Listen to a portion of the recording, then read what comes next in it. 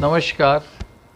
आज का विषय है कि दिल की बीमारी को मैं कैसे पहचानूं, कब मुझे डॉक्टर से संपर्क करना चाहिए और अगर मेरे को डॉक्टर नहीं मिल रहा है तो मैं घर पे कैसे निदान उसका कर सकूं फौरी तौर पे और थोड़ा सा समय गेन कर सकूं। इस विषय में मैं ये कहना चाहूँगा कि दिल की बीमारी किसी भी उम्र में किसी को भी हो सकती है, लेकिन ये देखा गया है कि जिन लोगों में डायबिटीज़ है, ब्लड प्रेशर है या गुर्दे की बीमारी है, कैंसर है, उनमें दिल की बीमारी की संभावनाएं कई गुना ज़्यादा बढ़ जाती हैं।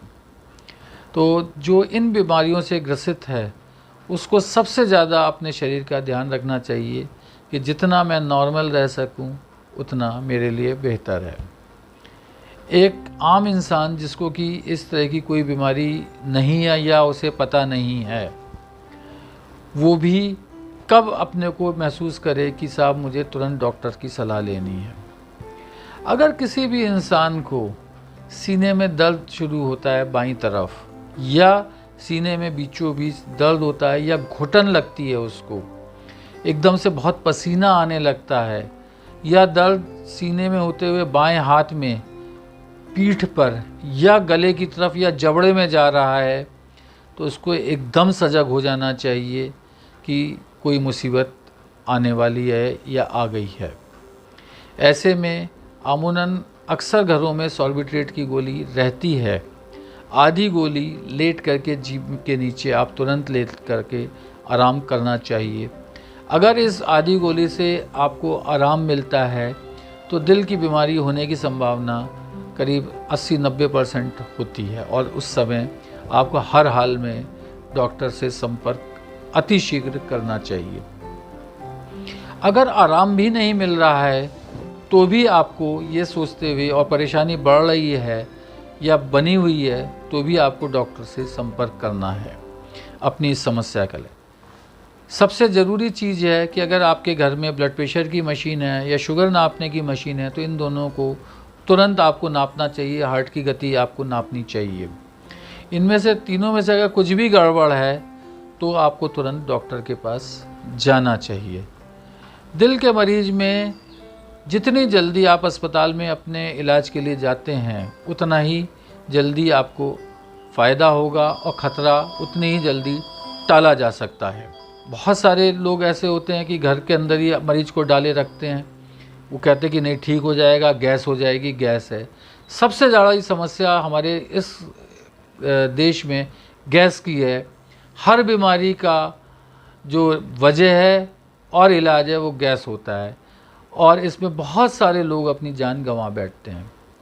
तो किसी भी बीमारी को गैस कह करके टालना नहीं चाहिए, बल्कि इसका एक कंफर्मेशन होना चाहिए कि ये वाकई गैस है या कोई और समस्या है। इसके अलावा जब भी कभी आपको इस तरह की परेशानी महसूस हो तो 2-3 चीज़ों को हमेशा जो है अवॉइड करना चाहिए। उनमें जीना चढ़ना, पैदल चलना और चीज़ों को भोजन को करना या खाना। इन चीज़ों को अवॉइड करके तुरंत लेट जाना चाहिए, आराम करना चाहिए और नियरेस्ट हॉस्पिटल या डॉक्टर के पास जा कर के अपना ईसीजी ज़रूर कराना चाहिए। ब्लड प्रेशर और शुगर के अलावा ईसीजी नॉर्मल आने का मतलब यह है कि आपको चांसेस और या ये इस बात के ज़्यादा हैं कि शायद हार्ट की समस्या ना हो, लेकिन फिर भी 20-25% केसेस ऐसे होते हैं जिनमें ईसीजी नॉर्मल होने के बावजूद दिल की समस्या हो सकती है। ऐसे केसेस के अंदर जिन डॉक्टर्स को आप दिखा रहे हैं या तो वो खुद ही आपको रेफ़र करके बताएंगे, और अगर लगता है कि बहुत प्राइमरी लेवल पे आप गए हुए हैं और आपकी समस्या का हल नहीं मिल रहा तो एक अच्छे टर्शरी बड़े सेंटर में आपको जाना चाहिए जहां अपना पूरा इलाज कराना चाहिए। इन पूरी चीज़ों में पूरे उसमें सबसे अहमियत यह है कि आप अपनी बीमारी को कितनी तवज्जो देते हैं। अगर चीज़ आपकी बिल्कुल नॉर्मल निकलती है तो आप कुछ को कोई नुकसान नहीं है और शारीरिक और मानसिक रूप से आप पूर्णतः स्वस्थ महसूस करेंगे। अगर कोई कमी निकलती है तो उसका निदान होके दोबारा से आप स्वस्थता की ओर बढ़ते हैं। लेकिन अगर इन दोनों रास्तों को छोड़ के आप ये मान के बैठे कि कुछ नहीं है, गैस नहीं है, तो आपको 50% चांस ये भी है कि आप अपनी ज़िंदगी से हाथ धो बैठें या कोई बहुत बड़ा नुकसान कर सकें। इसके अलावा कभी भी अगर आपको सीने में दर्द, तो एक वजह है हार्ट की तरफ जो इंडिकेट करती है, बाकी कभी सांस फूलना, सिर्फ सांस फूलने की जो है एक बहुत बड़ी वजह दिल की बीमारी या अटैक हो सकता है, या एकदम से बेहोशी आ जाना, चक्कर आ जाना बहुत तेज़ी से, ये एक वजह दिल की हो सकती है। ब्लड प्रेशर का बहुत ज़्यादा बढ़ जाना, बेहोशी हो जाना, नस फट जाना, ये भी एक बहुत बड़ा इंडिकेटर है हार्ट की बीमारी का। कई लोगों में सिर्फ पेट में दर्द हो सकता है और घबराहट हो सकती है, और कई मरीजों में ये एक हार्ट अटैक का सिम्टम हो सकता है। इसलिए आपकी सजगता आपको ज़िंदगी दे सकती है, आपकी परिवार की एक रक्षा सुरक्षा आपके अपने हाथ में है।